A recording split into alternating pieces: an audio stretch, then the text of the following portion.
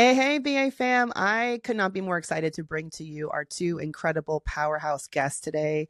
They are not just dominating beauty and wellness, but they are actively redefining what success looks like for Black entrepreneurs. So, first, I want you all to meet Tomara Watkins, who is the brilliant president of Buttah, which I love saying Buttah, who's been making major moves since 2020. She is a Howard University grad. Started, am I allowed to say I You don't know. go I don't ahead, think go ahead. so. Your family, your family. You know, who started as a strategic consultant and literally helped transform that brand's trajectory. So she has 12 years of experience scaling multicultural beauty brands like Bevel, you may have heard of them, and Hyperskin. Tamara has that rare combination of corporate expertise because she's led e-commerce strategy at a little company you might know, Microsoft, Xbox, anybody? I don't know. Little upstart and authentic entrepreneurial hustle. She is the definition of walking in your purpose while also building generational wealth. And I know we're both raising tiny humans, and I have just heard a small snippet of what she has planned for her son. He better get ready because mama has big goals for him. All right. And then Tamara is joined by friend and fellow entrepreneur, Dr. Kristian Edwards, who is the founder of Black and Green, which is a marketplace that focuses on bringing non-toxic Black-owned beauty brands to the masses. Now, this Yale University graduate has a doctorate in public health from Johns Hopkins to boot. Because if there's one thing Black women are going to do, we're going to get ourselves educated, with a capital E. But before launching this marketplace, Dr. Edwards was teaching future healthcare leaders at George Washington University and implementing cost-saving initiatives at the Johns Hopkins Health System. But since she launched Black and Green in 2017, Dr. Edwards has built a community of over 210,000 followers, generated $1.3 million in sales, and been featured from Essence to the New York Times. And today we're going to get into how these queens are creating their own tables instead of waiting for seats, building wealth while lifting others, and revolutionizing industries that weren't designed with us in mind, but will be rebuilt and reframed with us in mind, thanks to these incredible powerhouse entrepreneurs. All right, let's get into it with our guests today, Tomara Watkins and Dr. Kristian Edwards. Welcome, ladies. Thank you. Thank you for Great to be having here. us. I'm so excited. So Brown Ambition, we call our audience the BA fam. We really are here to celebrate and to uplift, especially in dark times like this. Both of y'all have launched or been a part of the launch of incredible brands that really center us and your products and your focus. Can y'all talk about how does it feel to be building these brands and these businesses at a time like we're in right now? What's keeping y'all motivated?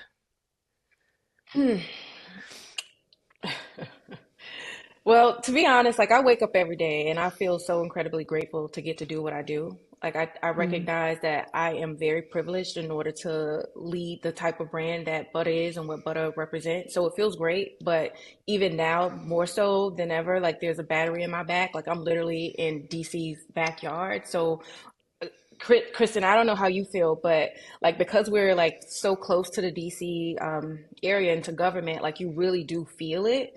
And so I mm. just feel even more empowered to, continue to lead the charge for Black founded brands.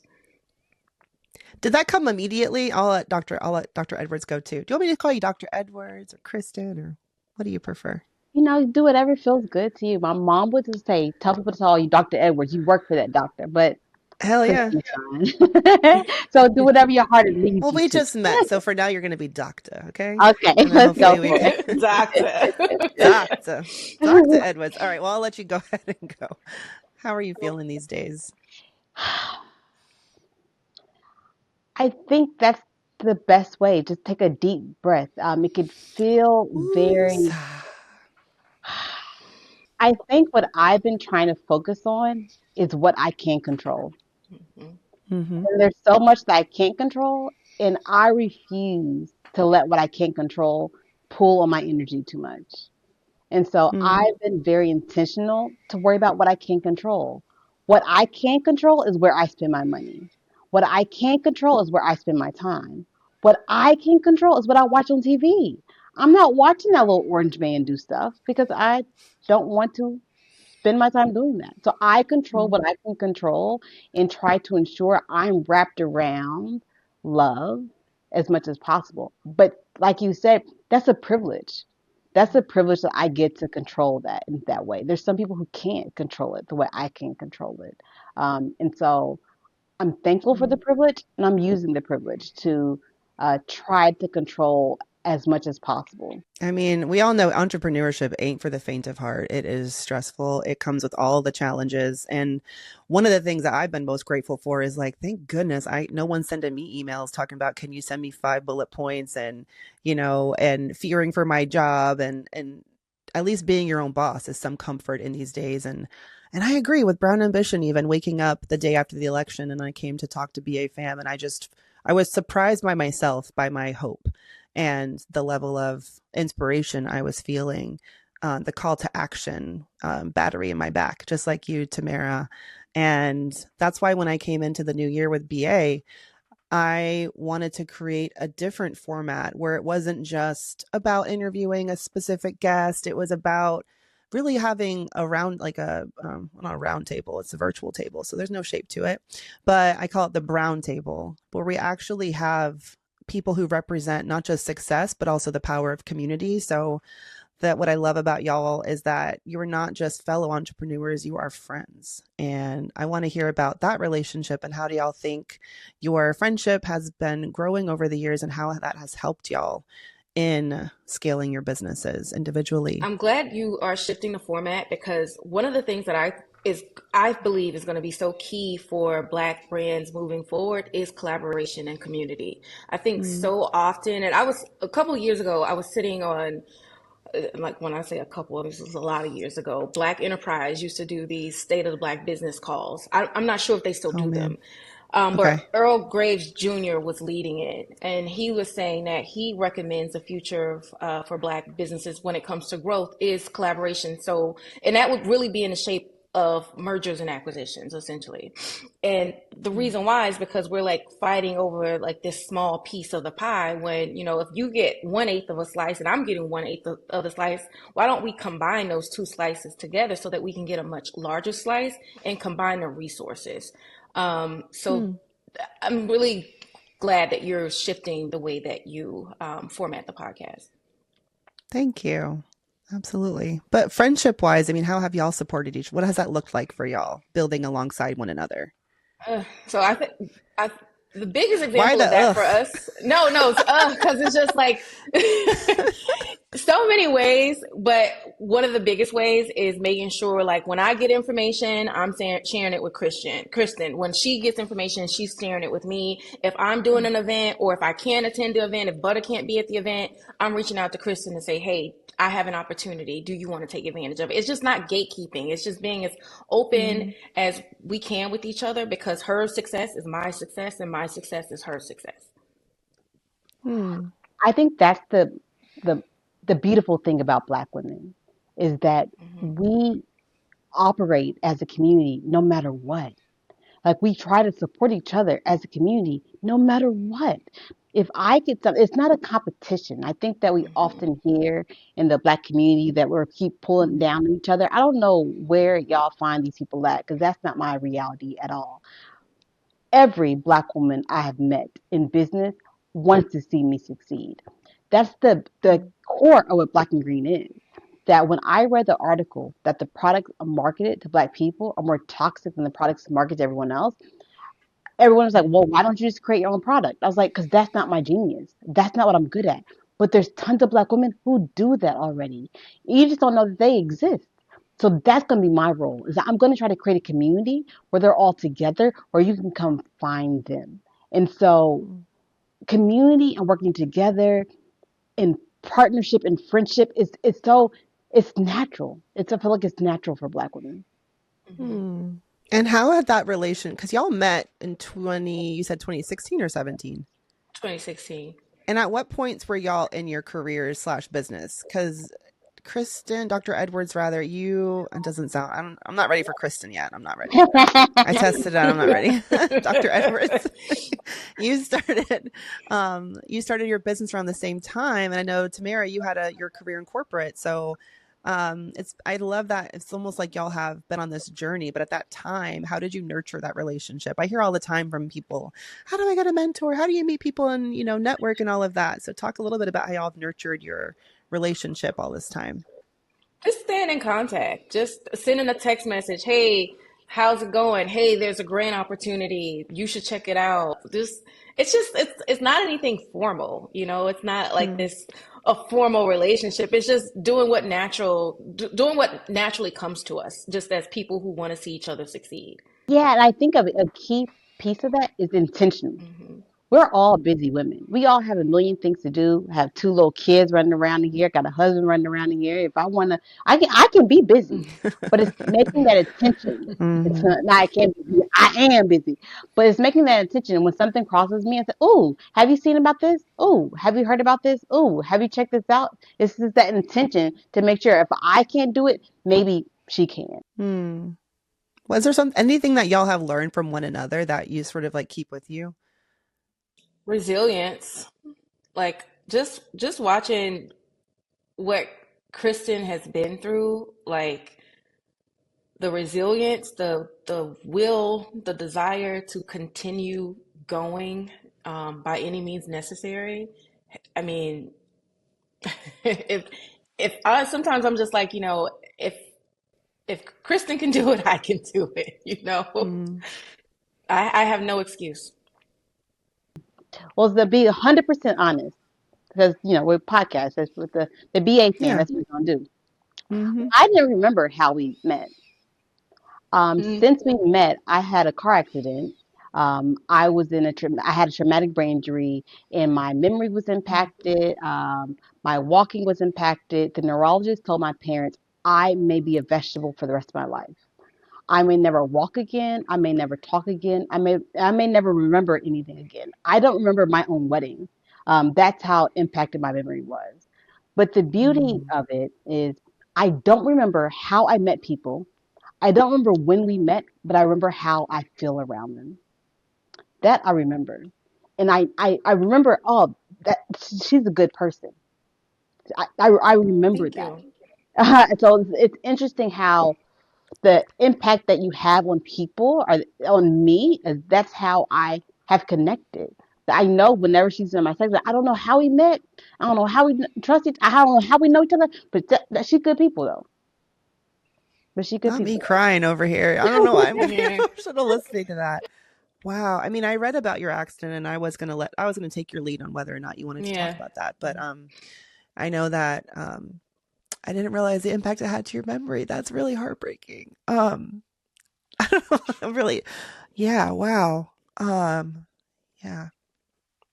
How Because does that that's feel to hear that, Tamara? I just feel like that's one of the most beautiful things I've ever heard about our friendship. It is Um beautiful. And so Sophia, she's Buttah's PR lead, and she also worked with Kristen as well. And I remember when it happened, like she just burst into this office space that we were working in, and she was just crying. Just she was just so emotional, and I just was like, "What happened, Sophia? What happened?" And she told me, and we all just like, it was so emotional because, like I said, like mhm. Kristen is like it's our she's our sister, So it was just so, yeah, it was just a Yeah. dark time. So thank you. I'm glad. I mean, you impacted me way more, I feel like, than I've impacted you, but I'm glad to hear it. So thank you. Yeah. So, launching a business and running that, it's like nothing when you've survived that. And I Hmm. read, is it true your newborn child was with you yeah. and your husband? And how are they? Are they okay? They're doing okay. Oh, thank God. Because I would It's just, I would, beautiful. Yeah, because mm, when we were in the car accident, I got airlifted to the hospital. An ambulance came to take my son to the hospital, and my husband went with my son to the hospital. So we were in two separate mm. hospitals. So he's trying to bounce back and forth between the Jesus. two hospitals to see us both. So it was like a very heavy time. At the time, I was still on maternity leave from my position when I was a professor. And so Mm. since my brain injury, I can't go back to being a professor anymore. So that piece of my career, that chapter closed, and I Oh. I focus 100% on the kind of the work of Black and Green. But because of my brain injury at the time of the car accident, I was doing everything. I was shipping and packing all the products out of my home office. I stayed at the UPS. I was doing everything. But after that, I said, I just can't do everything anymore. So I had to move my products to a fulfillment center. I had to hire a team, and hiring people ain't easy. Mm. And I ain't got no money, so that made it even harder. And so it's like trying to keep Black and Green alive was was a process. But the And you beauty of have a it, baby. Like yeah. And I got I'm a pregnant little again. I don't understand. Yeah. That's also the resilient piece. You were like, I'm not going to let this stop me. I Nope, can't it's not. No, it's not understand. happening. Because And like this even wasn't like a long, I mean, this was like not that long ago. We're no, talking like no, 7, 8 years. Oh not my five. God. It was like 5 years ago. 2018, right? Yeah, my accident was July 1st, 2019. And Oh then God. I have Okay. a 3-year-old and a 5-year-old now. And so I got, because me and my husband, our plan was like, we're going to have 2 kids back to back. So it was a probably like it's a little bit past my, maybe a year and a half past my kind of recovery from an accident. It was like, all right, we're going to do this. I was Mm. like, we said we're going to do it. So another baby, let's go ahead and make this happen. I'll make this happen. And so Oh my God. I had another son named Asher. Out of a biblical blessing, and so it was Mm. a blessing to have him. I have 2 little boys too. I have a 5-year-old and a almost 2-year-old. Oh, we're Oh, all boy moms. Oh, oh goodness. my Talk about God! resilience. Okay, okay. Um, well, thank you for sharing that. That your identity. I mean, reading your bio, yeah. I mean, having come from the academia and then having to walk away from that. Was that something that you eventually had planned to do? Did you launch Black and Green while working in higher ed? Or was it sort of like, okay, well, this timeline has changed, but at least I've been preparing for it a little bit? Yeah, I would love to say I did, but I didn't. I purposely went into academia with the the idea I'll be doing that the rest of my life. Because my Mm, thought was that um, academia was a lower lift than when I was a hospital administration. There was no way for me to kind of do what I did as administrator and run my business. But my vision was, Mm. oh, I can just teach a couple classes a week and still run my business. And so I was envisioning that always being a steady a part of my income. And then another piece of it is that because I don't make money off of Black and Green, so my vision was that my professor would kind of be my financial security, and Black and Green will be my fun passion project. So that was the way I envisioned it. Oh. And so that has shifted now. Are you I was Uh, maybe I'm eh, not. Well, we'll get into that real quick.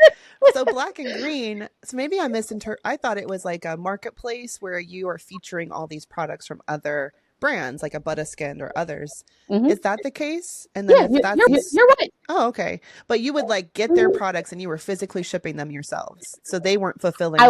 mhm. Yeah, Oh, that's the way I was doing it, but okay. I'm changing my model now. Okay. When I started in 2017, the way it worked is people shipped the products to my house, and I shipped out the products. mm. I'm going to keep I it remember 100. you. Did you have a wagon going to the post Yep, office? yep, like They used to hate to see you coming with all yeah. those I packages. mean, they were my best friends. I knew their names. Like, hey, how's your daughter doing? Like, we was Okay. tight. So people would ship the products to my house, and I would ship them out. And the reason being, What? I didn't want to have in 2017 Black owned businesses were newer. And so I didn't want to have the pressure of Mm. Black and Green sales on these new indie brands. So if you're trying to get out your 5 or 10 orders for the day, if you add in 5 or 10 from Black and Green, that might overload you. And so I said I can take that piece off of you and ship the stuff directly to me. Mm. And so for those first couple of years, that's the way it worked. Where I was the warehouse, then I moved to the fulfillment center. But now, post COVID, post George Floyd being murdered, post Breonna Taylor being murdered, people are changing the way that they shop now. When I started Black and Green, people wanted a one-stop shop to come shop and find things. After being home for a whole year because of COVID, people got used to shopping online, ordering all kind of stuff online, and they don't need one store to go to anymore. They did all their research to go to all their places, and people started using Black and Green like a catalog. They'll come see the Black-owned brands and go directly to those websites and buy the products. So that's like, ooh, Kristen. So stuff is sitting in your warehouse expiring because people aren't buying it from you. I can tell by my conversion rate. People are here. They still clicking. They still coming, but they're not buying. And so because of that, I have to change the way I'm doing business. So now the way we're going to work is that the brands will ship it directly, and you'll come to Black and Green to find the brands, and then you can go shop from them directly. Well, then wouldn't you get a fee like off from the, yeah. There you So go. you were making money. Yeah, what's the business model like? Yeah, so the way it worked beforehand is I would get 50% of MSRP to hold the products in my warehouse, and then for the ship them. So basically, I was purchasing products from the brands, I was holding them in my warehouse, and then I was selling them at the 50% of You MSRP. purchase them? Now I'm going. Oh, okay, okay. You're like a wholesaler almost. Like you basically turned your house into Target is what you did. I surely did. Okay, okay. Lord. I had people coming to my house to pick stuff up and everything. I live in DC, girl. Can I come get things? Come on, girl, come get it. Um, so that's the way that it worked. I'm sorry. It's not funny, but it's kind of fun. It's cute. It actually is. It's actually hilarious. It's a little bit comforting because I love to hear about scrappy beginnings and like it's everything because you see now, like I'm meeting you years into this journey and you read the bio and you look at the website, it's all beautiful and have the followers and stuff. But yeah, the humble beginnings of it all and just having the like to get it done. And even if it's not like the way that someone with an MBA or like with a retail background or whatever would have done it, like you still got the shit done. And I just find that really inspiring. That's all. So thank you for sharing that. And thanks for helping me understand better about black and green and how that works. So then Buttah, well, Tomara, you came to Buttah when as in 2020 as president? 2020. Yeah. Okay. And so right before COVID hit, actually. I started in March, the beginning of March. Perfect timing. It really was.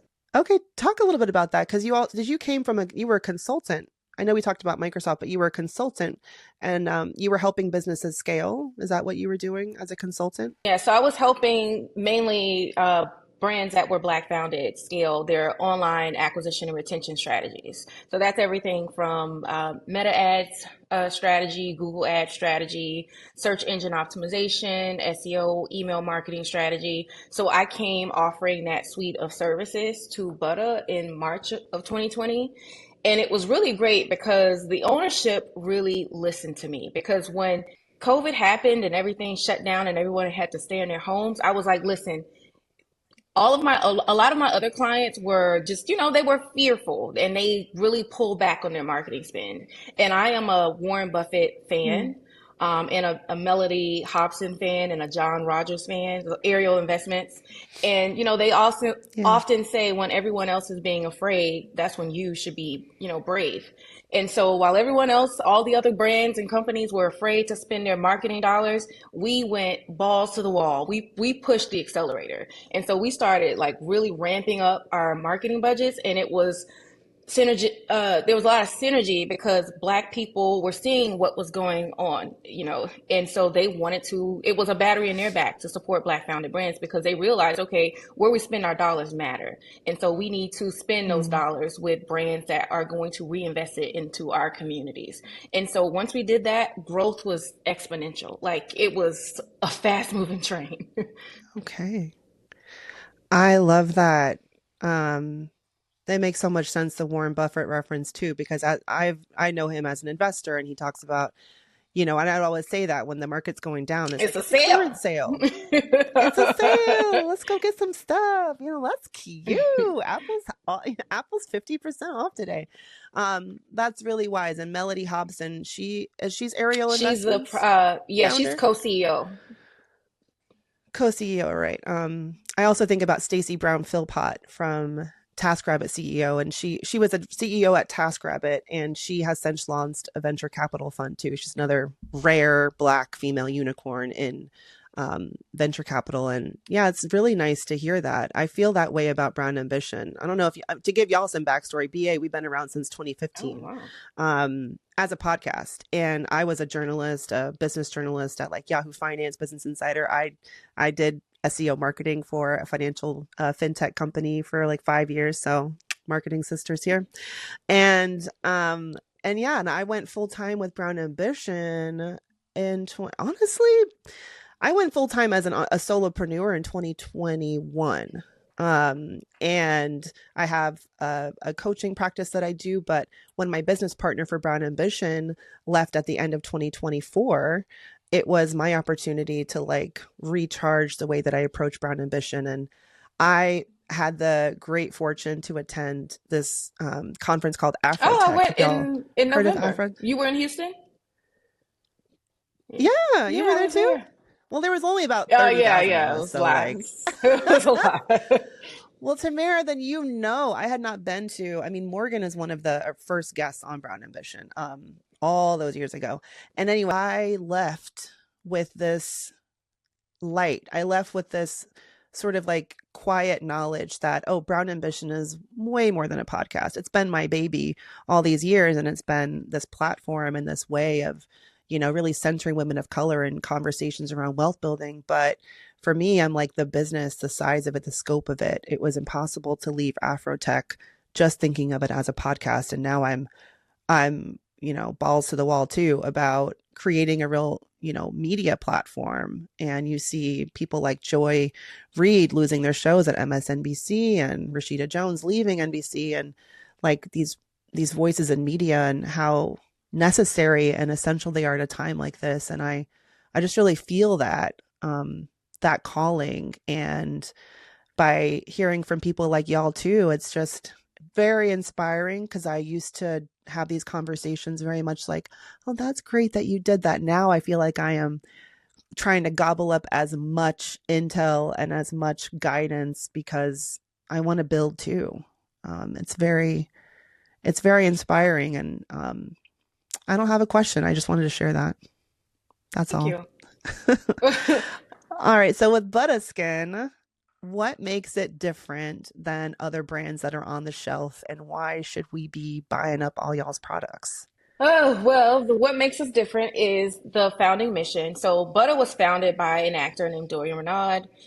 He was on a lot of photo shoots. He was on a lot of sets for movies and TV and film. And so when you're an actor or actress, you have to wear a lot of makeup usually. And so that was the case for him. And when he would come home, he did not like the way that his skin looked once he would take the makeup off. And so he set out to change that. But when he would go into beauty department stores, or maybe even like a mass retail like CVS, he would not see skincare brands that reflected him from the shelf. So he wouldn't see models that look like his mom or his sisters or his dad, his cousins. And so he set out to change that. So he went to private equity and he worked with the lab. He was really, really deeply involved in the product development process. And so he created products that address the skincare concerns of Black and brown people. So, for example, I don't know, when I was younger and even recently, you go into a drugstore or a department store, and first off, you see someone that doesn't look like you at the counter. Secondly, you read the packaging and it says for redness. Who gets redness? I'm way too rich of a complexion. I don't get redness. I get dark spots. Yeah. And so our skincare products are high quality. They're vegan, and they help to address the skincare concerns that we actually have. So even when it comes to like anti-aging, like a lot of brands, that are competitors, they tend to say anti-aging. We don't do anti-aging because we all know most Black people, what do we all say when it comes to aging? Black don't crack. Black don't crack. So we believe that we don't age. I only get half that. I only get half that promise. I'm pretty sure. I represent the melanin challenged of our sisters. We're all family over here. Thank you. In the club, we all fam. Yeah. So like the thing is like even that, like we don't do anti-aging, we do skin preservation. So just making sure that we Mm. are authentically speaking to the community, we're representing people in the community, and we're also solving the skincare concerns that people in our community have. Mm. And also, I'm assuming making sure that the products that we are creating don't have anything toxic That's to us. correct.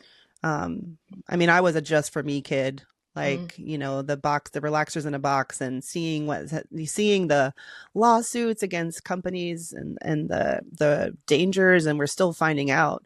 There's probably not enough mm. research. I know with Dr. Edwards, with your health background, I don't know if you want to speak on that, but like the impact to Black women by the toxicity of the products that we have been sold for so long. And I go to a grocery store, even my local like name brand grocery store, and and I'm not talking about a CVS or like a Target where you expect to see like a lot of different brands in healthcare, but I'll see Shea and I'll see Miss Jessie's and I'll see all these Black owned beauty brands at my supermarket even, and that's wonderful.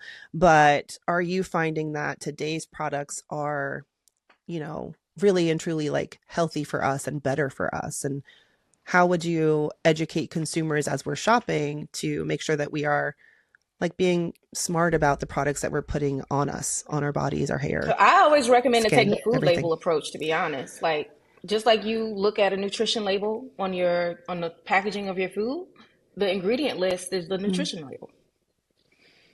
Yeah, The but like, only issue with the food label approach is there's going to be a lot of things on there you just don't know what it is True, and you don't know true, what it is. true. exactly. And some of it Yeah. you'll look it up and it's like jojoba oil. Okay, I didn't know that. Yeah, that's true. That's I was about to call you Dr. But Edwards. it'll be like the Mandy has me scientific calling name you for Dr. it. Edwards. And so I love that question. So the report I read that kind of showed how the products marketed to Black people are more toxic than the products marketed to everyone else. The Environmental Mm, Working Group did that report in 2015. I just worked with them mm, to redo that report to kind of see have things changed since 2015. I may have the dates wrong. I was trying to look over here to get the exact date. It might be okay. There's a 2016 report.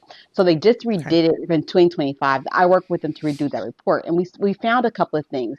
Have things gotten better? They have gotten better. And so there's a lot of toxic ingredients that we don't see being used anymore, like parabens. We have seen a decrease in those. But what Mm, concerns me is we also saw an increase in fragrance and undisclosed fragrances.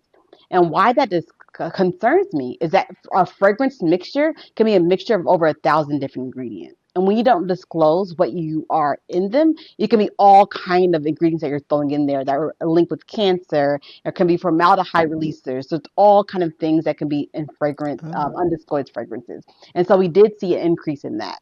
What that showed me is that us doing this work on trying to on what ingredients we need to pull out of products is not the real battle because manufacturers are smart. They say, okay, if you don't want parabens anymore, we can pull out a paraben, but we can stick the thing that we want in this undisclosed ingredient so we still get a harmful ingredient in there anyways. I said, so what I want the push to be is on the manufacturers to prove that the product is safe, not to avoid a toxic ingredient. I want to switch the responsibility to be if you want to put your product on the shelf, you have to prove to me that it's safe because people assume if it's on the shelf, it must be safe for me. And that's not true at all. And the way to make it easier for consumers, because it's a lot of work and there's no way you can know these thousands of ingredients and which ones are safe and which ones aren't. The way to make it easier is one, shop with a place like Black and Green, where we do all the work for you. Shop with marketplaces that do all that for you to make sure that you have non-toxic ingredients in there.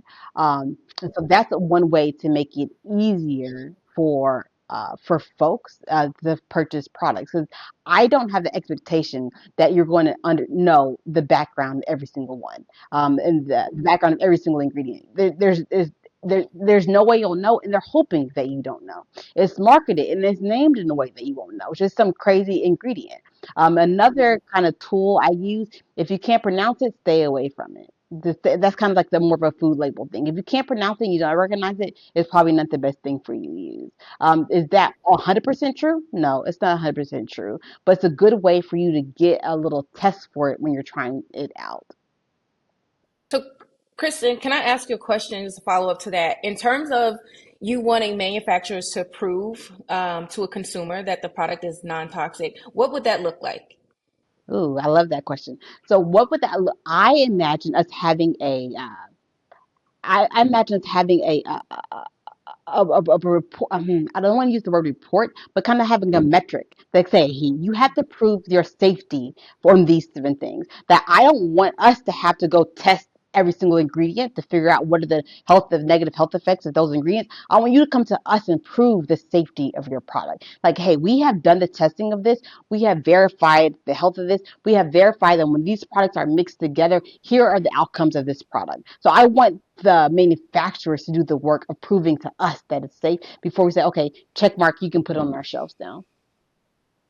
Does that make sense? It's like an organic label. You'd have to like Yeah, sort of set the it's subjective, right? Like what's toxic really? Right. And like there's like the level of things is toxic, and maybe it would take like you'd Yes, have to use a certain product 100,000 times before it had those adverse impacts. And we see exactly. that with sunscreen. It's so freaking hard to like, I'm like, what sunscreen is safe? Like the fuck?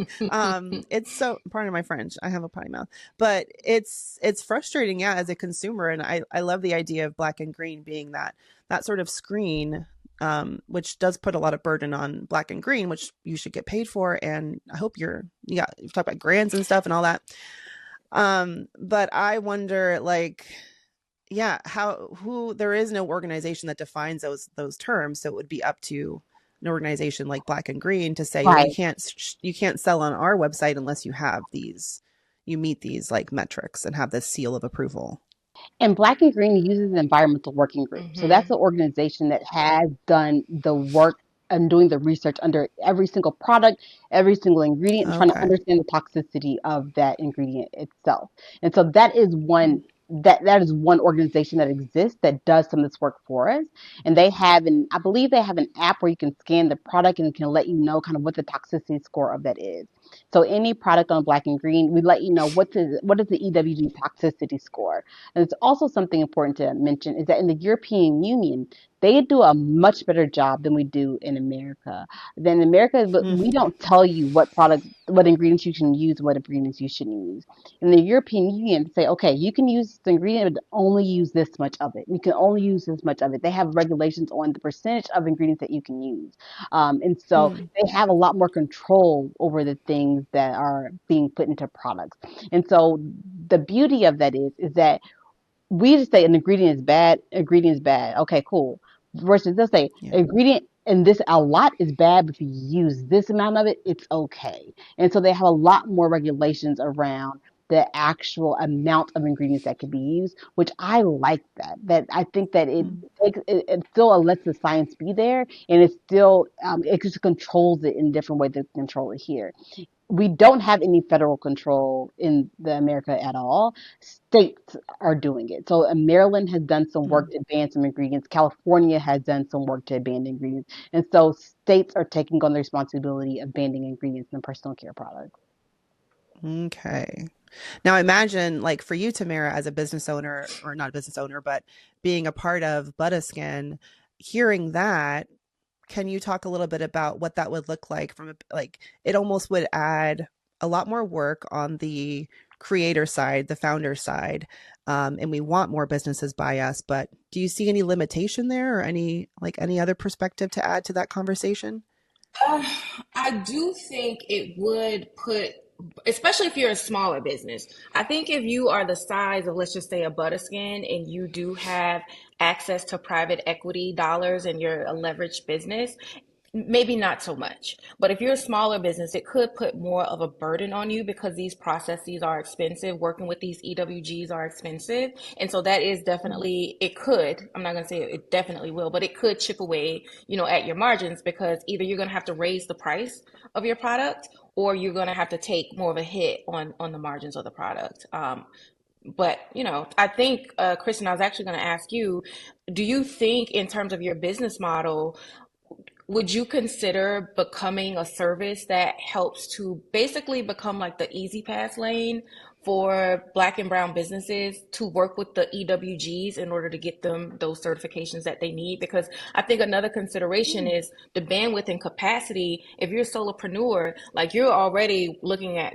working with packaging, marketing, et cetera, et cetera, et cetera. And now I have to work with these EWGs, which I may or may not know anything about, to get these certifications. So have you thought about that?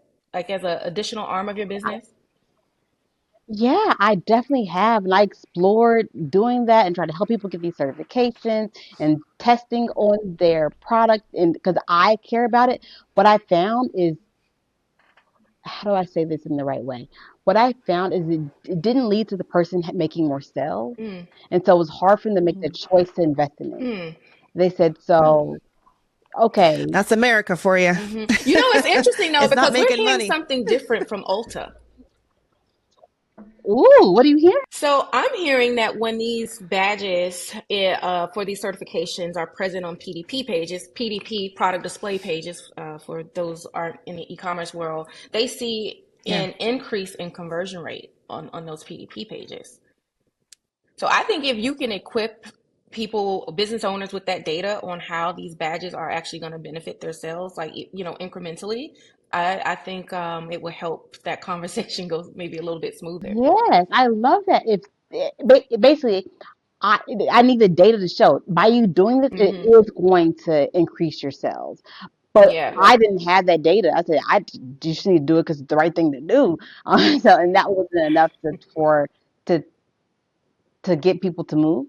But needing the So it's data, not like they did it and then they found out that they weren't making more sales. It's like to get them to do it, they're looking for you to tell me like what's the business case for this? The Right. classic. Right. This is the classic conundrum with DEI efforts and also, like, well, what's the business case for this? Make it make sense. Well, to me, that's an obvious one. I mean, Yeah. the Well, numbers are the well, numbers. Like, if you're a you white know. business and you're marketing to 100 white people, and there's 50 Black people that you can also market to, now you have an extra 50 customers. The math is just the math. Yeah. I don't know. You're making too much sense, Tamara. I don't know about that. It's just like the logic doesn't have a place here in America anymore. I don't know. But 100% agreed. That sounds really great. So and then Tamara with Buttah, you're sold in Ulta stores Yeah, we're in Ulta, and Amazon, Macy's, J.C. Penney's, and coming more to some other stores. okay. I mean, I'm thinking about BA fam and I know that they're resonating with the conversation about how to be better about picking products off the shelves. So I love that we know black and green now. I'm always trying to put myself in their shoes of like, what do they want? I know that getting the inside scoop on like how a beauty brand is in conversation with Ulta. Ulta has sort of emerged as, it'd be great to have some from Ulta on in the future, but they've sort of emerged as like they're about to sell sacred products. They've always sold Tracy Ellis Ross's products. And I've talked to Kim Lewis, the CEO of Curl Mix, and she sells her products there. So have y'all been having a good relationship with them, and have they helped? Has it been like an engine for growth being in a brick and mortar store like that for Buttah? Absolutely. Definitely an engine for growth. I love that Ulta and Macy's and JCPenney's, like they're very much supporters of the brand. And so they do things like, because make no mistake, going into brick and mortar is very expensive. Like I think a lot of brands think it's like, the panacea or like the North Star, and it can be, but it is very capital intensive. But once you get in there, because there is this, you have to show your worth. Like once you're on the shelves, that's just not even half the battle. That's a quarter of the battle. Then you have to prove that you can stay in there. And so Macy's and Ulta, JCPenney, all of our retail partners have been really great about supporting us, and giving us the tools and the resources that we need in order to make sure that we can stay on the shelves. And what does that look like? Like if you're someone who wants to work with those kinds of partners, what makes a good partner? What kind of resources is it that they give you? Like educate, I mean, you probably don't need education on how to grow your brand, but like placement on shelves, like intel on what's selling and what's not selling. They give you patience to like try things out. And if it doesn't sell immediately, they don't kick you off the shelves. Is that what a good So partner they're still a is. business. But so one of Right. the things that they might Okay. do, so say for example, like once you're on the shelf, you really need to the expectation is that you will allocate marketing and advertising dollars in order to inform your community that you're on the shelf. Now, prior to like 2016 and me working with brands that are in brick and mortar, like in my mind, you're thinking, oh, I'm at Ulta and Macy's now, like the work is done, like the products are just going to sell themselves. No. You have to allocate, X amount of dollars in order to inform your customers and other customers that the product is there. And so the expectation is that you will use your digital marketing dollars or really reallocate your digital marketing dollars that you may have um, earmarked to spend to drive traffic to your own website. Now you have to spend those dollars to drive traffic to Ulta's website, which might be Mm, counterintuitive, right? But that is the expectation. But one hmm. of the resources that Ulta or Macy's may offer a Black founded or a person of color brand is, hey, so we want you to spend $50,000 on advertising, but we're gonna, co-sponsor some of that. So that will just basically subsidize or offset the cost of Okay. the marketing.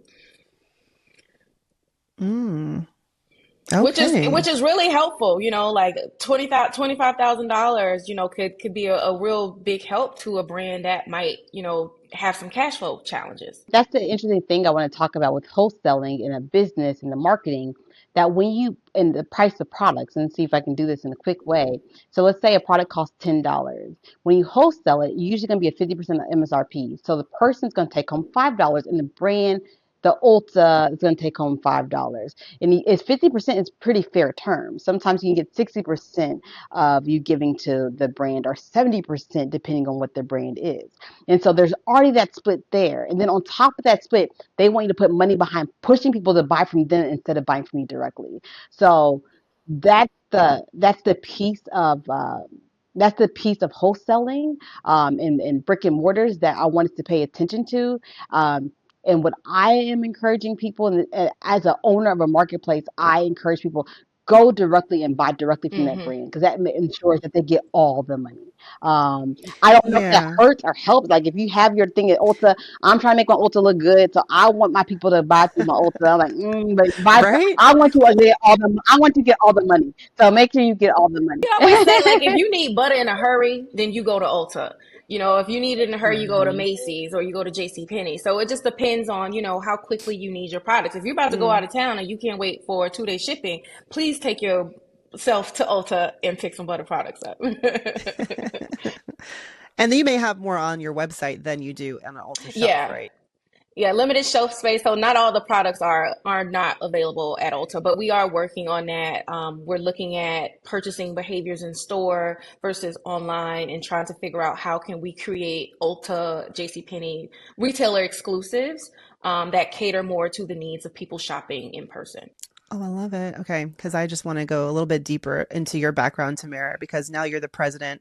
That's your title, president at Yes. Buttah, or is it president of growth? Okay, at Buttah. And with your career trajectory, can you talk about like how have you learned the keys to growing businesses and scaling businesses, and like what advice would you give to a really ambitious entrepreneur, even like myself, who is a solopreneur but wants to become much bigger and wants to reach that next level?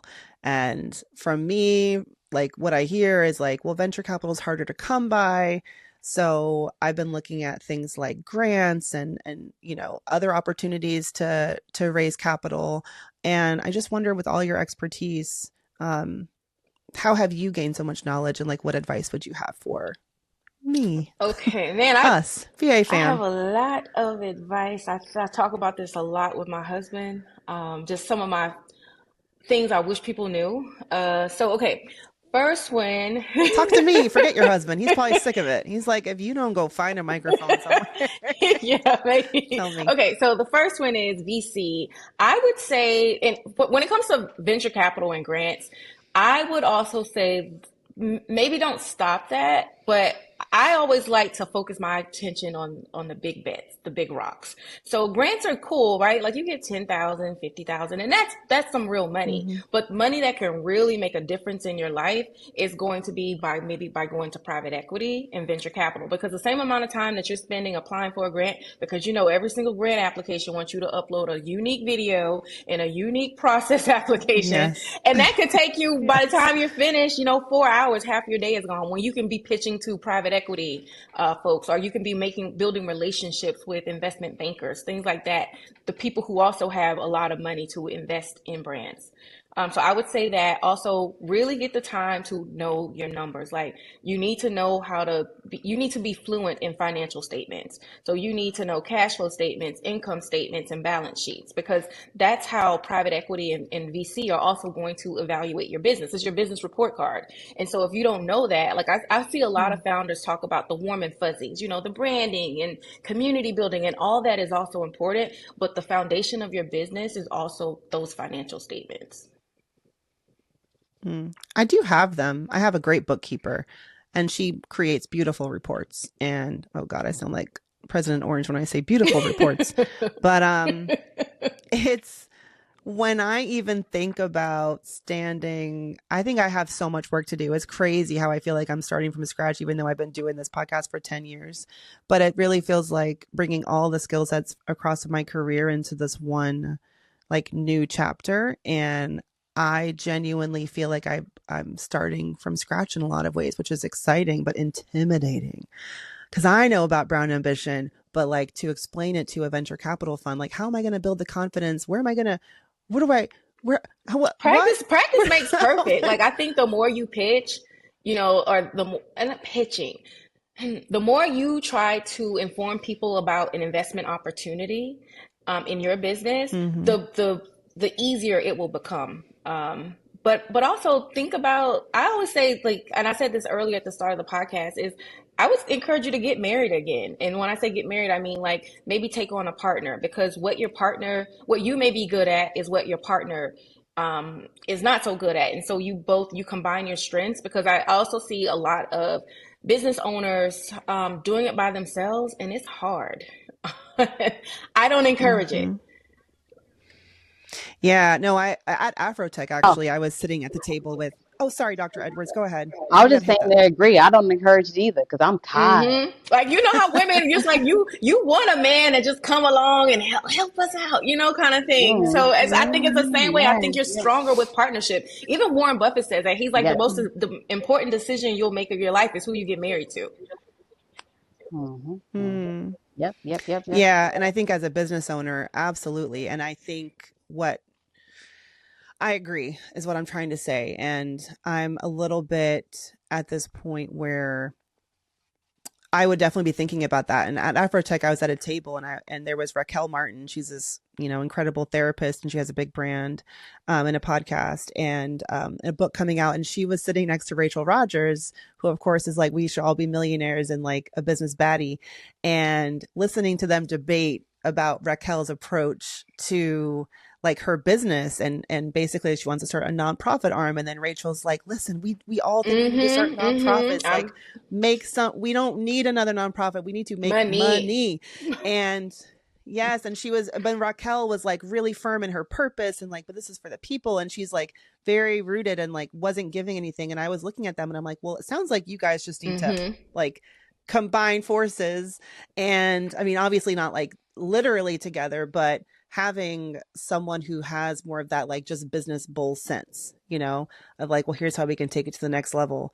That's definitely in the lane that I'm going right now. That's like where I'm thinking is like, how do I get in more spaces like Afrotech where I can be in community with other people who may be interested in helping like a brand like Brown Ambition become what I envision it. And I'm excited for that because working alone is not so fun. It is not. It's not at all. It's challenging. And you're grading your own homework, like you're grading your own homework. So there's no one sitting on your shoulder going, no, I don't think we should invest $20,000 in this. Like we have this much in the bank. Here are the metrics. Like here's a report card, I was going to ask ChatGPT what they thought about something earlier today. And I was like, not you trying to like get a business partnership from a bot. Like, stop it. I was like, well, what do you think? How should I plan my day? I actually think that's a great No, idea a human. because Oh, you it's did? Well, unattached. It's not emotional. It's not your baby. He can tell you your baby's ugly, and it's just kind of flies. Yeah, I think you do need someone that has a healthy amount of detachment to advise you on things. Hmm. And back to the Yeah. VC conversation, Black and Green has not raised any money at all. We've only done it with grants, and we've probably gotten about $100,000 of grants, which is like great. But you're right; it took a lot of work Hmm. and a lot of videos, and a lot of editing this and a lot of editing that to do that. And I have to be honest with you, I'm scared to get a VC. Why? I'm scared. I'm scared that they're going to change. I think what my fear is that the way I want to do business is not the way to make a lot of money. They're going to want me to make a different choice that's going to be different than what I want to do. So I don't want to give that up. So I don't want to think I want to give up power. But I have come to grips. I can't grow Hmm. without their money. Yes. And so Hmm. my growth is going to be hindered. I need a team. I need people. I'm tired and I can only grow so much and I can't afford help. And so I'm stunting myself because of my inability to go get VC money. I know all this. I know it, And listen, but working at I don't Microsoft, do one of the things that I realized that makes that engine run so smooth and efficient is at Microsoft, people do one job. If you're great at SEO, that is your great at customer service, that is your one job. And the reason why is because it creates efficiencies. So I'm not having to shift from product development to customer service to fulfillment to operations to finance. Like you are just highly efficient, and that's how that engine runs. And so I think as Black founders, Black entrepreneurs, we really got to get out of this 100% ownership, because like you said, Kristian, it stunts the growth. it. No, I've had this conversation multiple Yeah. times. People say you just have to find the right Yes. investor. Like you're not going to lose all your control. If you lost all your control, it's because you didn't find the right investor. Mm-hmm. Just find the right investor. So I'm trying to find the right investor, and because I know that my growth is dependent upon it. Yeah. I really feel that, Dr. Edwards. I'm like, damn, speaking of needing to help, I need my producer to be here during this episodes like this, but whatever. Why are we in the same boat, Dr. Edwards? Like legit. And I just really felt what you were saying. And thank you, Tamara, for like telling me what I need to hear that. I need to hear it again. I heard it at that table with Rachel and Morgan and Raquel and the other people at Afrotech, and I need to hear more of it. And that's why I'm so excited to hear about like these VC. I know that we're at a time and there's so many things where it's like there's not enough funding for Black owned businesses and da da da da da. But I'm very much in like the okay, but there's still money out there, and there's still Mm-hmm. some people who want, and like how can I be the one who gets the funding? And so these, like, where would you suggest we should start, Dr. Edwards and I, reach like, and I think part of it, Dr. Edwards, for me too, it's like a little bit of pride. When you said grading your own work, because I'm so close to this baby, I'm a little bit self-conscious that someone's going to come and say, this all you did in 10 years to show like, but I have to get over that if I really want help, right? So Tamara, what do you think? What should we do? Ooh, so when you just said that's all you did in 10 years. So here's the thing that I've learned is it's all about perception and storytelling. So it's how you tell your story to an investor who is seeking to, help you put some jet fuel on your baby to let it grow. So that's one thing. Change the way that you tell the story and the perception. Then the second one would be to position yourself in spaces where you can start to form relationships with investment bankers, because it might not be a venture capital firm. It might be a private equity firm. So start going to conferences where you can interact and start to cultivate relationships with these people, because they might not invest immediately, but you're starting to build that relationship. It's like dating. I always equate everything to it's like dating. Like you just have to build the relationship, because if you meet somebody, a guy at the bar, restaurant, wherever you choose to socialize, and they try to take it to make a home run immediately, you're like, Yeah. but if they gradually court you, which is what you would be doing with investors, updating them on, hey, here's my progress. You're in Chicago. I'm going to be in Chicago. Can I take you for coffee? Like those type of interactions, then you will eventually, get an investor. So that's what I would say. Go to conferences, And it doesn't have to be the conferences that we all know about. Like, look up some other ones, and AI is a great resource to help you find those. Yeah, I mean, I got invited to a small dinner party with Morgan and Afrotech, and I sat next to literally a VC funder who was on her way to the Black Ambition, like, I don't know, event where they like give out their $1 million reward. By the way, hadn't heard of Black Ambition. That was embarrassing and also fun because I'm like, Brown Ambition, Black Ambition, great. But that's Pharrell's VC or his like investment fund. Anyway, my point is, I sat next to her and I just was like, oh, that's really cool. Uh-huh. That's for other people to think about. So it's like changing, yeah, to being at tables like that and understanding, what those roles even mean. Like even you saying maybe it's not VC, maybe it's private equity. Like, what's the difference? The difference is expectation of return. Okay. VC, like, because from a numbers standpoint,